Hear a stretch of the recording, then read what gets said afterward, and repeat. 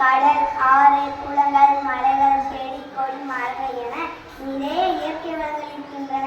இவையெல்லாம் யாருக்கு தெரியுமா? உங்களுக்கு தான்.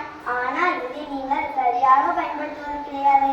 நச்சு புகையால் காற்று மாசுபடுகிறது. கழிவு நீரால் கடலும் ஆறும் குளங்களும் மாசுபடுகிறது. இதனால் நோய்கள் பரவி அனைவரும் பாதிக்கப்படுகிறார்கள்.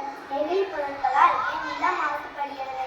மரங்களை வெட்டி மலைகளை உடைப்பதால் நிலச்சரிவும் மண்ணரிவும் ஏற்படுகிறது. இயற்கை காய்கறிகள் பழங்களை உண்ணாமல் துரித உணவுகளை உண்பதால் ஏராளமான நோய்கள் ஏற்படுகிறது.